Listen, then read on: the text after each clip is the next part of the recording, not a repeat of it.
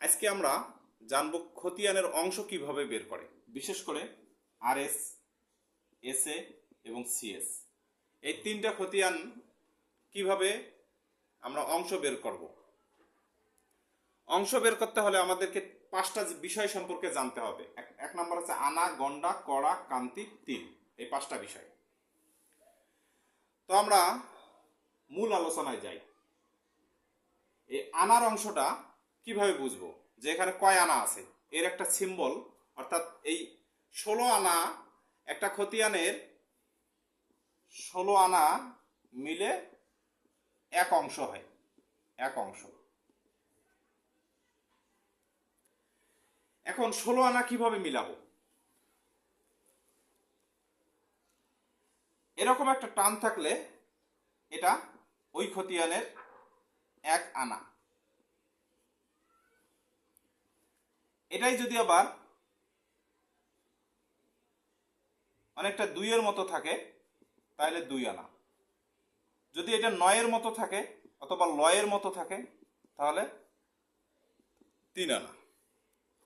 4 আনার ক্ষেত্রে জাস্ট এটা যেমন বাঁকা ছিল এটা হবে এরকম লম্বা, 4 আনা। 5 আনায় 4 আনার সাথে 1 আনা যোগ করে দিলে 5 আনা হয়ে যাবে। 6 আনায় 4 আনার সাথে 2 আনা যোগ করে দিলে 6 আনা হবে। 7 আনার ক্ষেত্রে সেম, 4 আনার সাথে 3 আনা যোগ করে দিলে 7 আনা হবে। 8 আনার ক্ষেত্রে ওই একই সিস্টেম,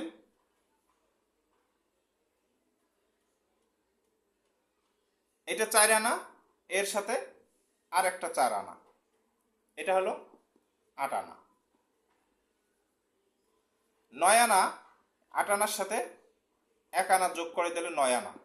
10 আনা 8 আনার সাথে 2 আনা যোগ করে দিলে 10 আনা। 11 আনার ক্ষেত্রে এটার সাথে 3 আনা যোগ করে দিলে 11 আনা হলো। বাট 12 আনার ক্ষেত্রে এসে একটু প্যাচ লাগে গেছে। কিরকম? অনেকে ভাবতে পারে যে এটা তো 8 আনা, এর সাথে একটা দিলেই তো 12 আনা হয়ে যায়, কিন্তু না, বিষয়টা এমন নয়। এখানে অনেকটা এই যে দয়ের মতো, এটা হচ্ছে 12 আনা। 13 আনা, এই 12 আনার সাথে 1 আনা যোগ করলে 13 আনা হলো। 14 আনা সেম, এভাবে 2 আনা যোগ করে দিলে 14 আনা হলো। 15 আনা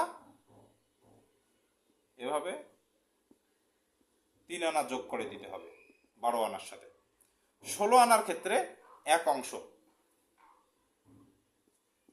16 আনা, অর্থাৎ 16 আনা কিভাবে বুঝবো?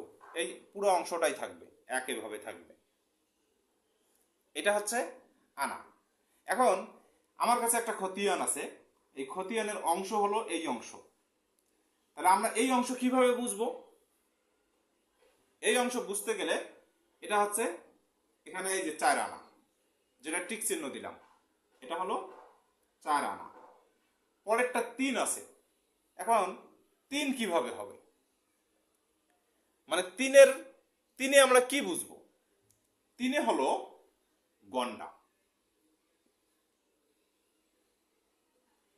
20 গন্ডা সমান 1 আনা,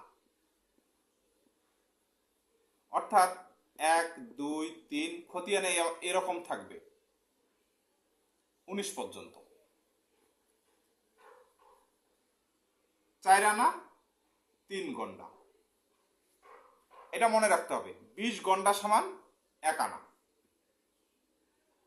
কড়া আর কান্তি দুইটা আমরা একই সাথে পড়ব। কড়া হলো 4 কড়া সমান 1 গন্ডা, আর 3 কান্তি সমান 1 কড়া।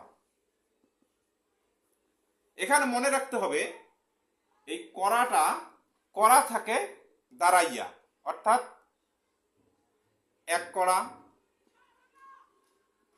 2 কড়া, 3 কড়া, এভাবে দাঁড়ায় থাকবে। যেমনটা এই খতিয়ানে এই এখানে আছে 2 কড়া, যেটা টিক চিহ্ন দিলাম। কান্তির ক্ষেত্রে এটা যেমন দাঁড়ায় আছে, এটা থাকবে হেলিয়া, এইভাবে 1 অর্থাৎ 1 কান্তি, 2 কান্তি। এটা মনে রাখতে হবে, 4 কড়া সমান সমান 1 গন্ডা, 3 কান্তি সমান সমান 1 কড়া। এই খতিয়ানে এসে এই যে দুইটা হেলিয়া আছে, এই 2 হবে 2 কান্তি। এবং ফাইনালি হচ্ছে তিল। তিলের ক্ষেত্রে অনেকটা কড়ার মতো। 20 তিল সমান 1 কান্তি।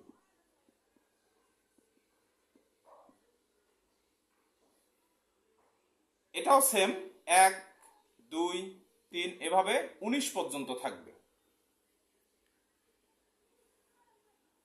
অর্থাৎ এই খতিয়ানে দেখেন 8 কি কান্তি।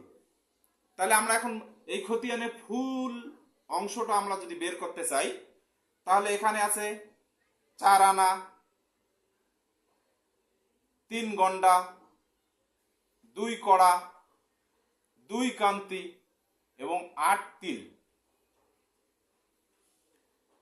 ওই খতিয়ানে মালিক যতজনেই থাকুক না কেন, ওই মালিকের থেকে এই অংশটা একজন মালিক পাবেন। সেখানে যদি 20 শতক জমিও থাকে, 20 শতাংশ থাকে, সেখান থেকে এই অংশটা বের করতে হবে। আজকের ভিডিওতে এই পর্যন্তই থাক। এরপরে আরো কিছু বিষয় আছে যেগুলো জানলে একদম ক্লিয়ার হয়ে যাবে। Thank you. আসসালামু আলাইকুম।